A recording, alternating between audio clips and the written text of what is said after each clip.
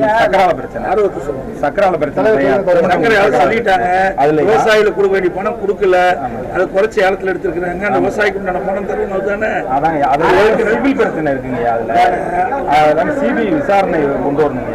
ஏன்னா வந்து 300 கோடி ரூபாய் லோன் பிரச்சனை இல்லை, எல்லாரும் பேர்லயும் சிவில் கேள்வி எங்களால முடியாது. சிபிஐ விசாரணை கோர்ட்டில் கொடுத்தோம்.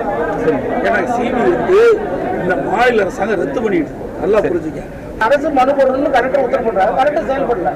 அது நீங்க எதிர்கட்சி நீங்க தான் சுப்ரீம் கோர்ட்லயும் பேசுறது, ஹைகோர்ட்லயும் பேசுறது, கேஸ்ல தான் இருக்கு. ஆனா இல்ல, நாங்க இப்ப வந்து உங்க பக்கம் இருக்கணும். ஆனா உங்களை ஜெயிக்க எல்லாம் கொடுத்துருக்காங்க. தெளிவா சொன்னீங்கன்னா எங்களுக்கு கொஞ்சம் இதா இருக்கும். எல்லாம் படிச்சிருவாங்க. இதெல்லாம் எங்க ஏற்கனவே கவனத்துக்கு வந்து நாங்க சட்டமன்றத்துல பேசியாச்சுங்க. நீங்க என்னென்ன நினைக்கிறீங்களோ எல்லாம் பேசியாச்சு.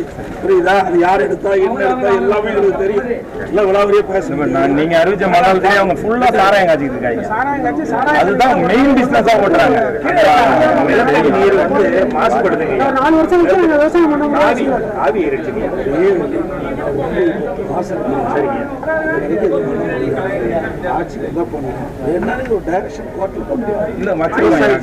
விவசாயிகள் சார்பா நீங்க என்னென்ன பிரச்சனை நீங்க வந்து நிலத்தடி நல்ல சீனியர்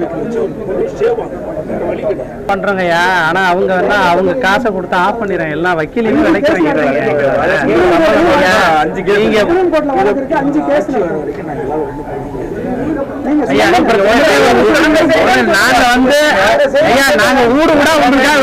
சட்டமன்றத்துல பேசிட்டு மட்டும் திருப்பி வீடு வீடா ஓட்டு கேட்கிறோம்னு சொன்னோம். வேற ஆதரவு கொடுக்குறோம். இது நாங்களே சட்டமன்றத்துல வந்து பேசியாச்சு. உங்களுடைய பிரச்சனை எல்லாம் பேசியாச்சு.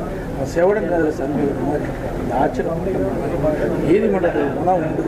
இதெல்லாம் இல்லை, எங்க ஆட்சி வந்தால் உண்டு.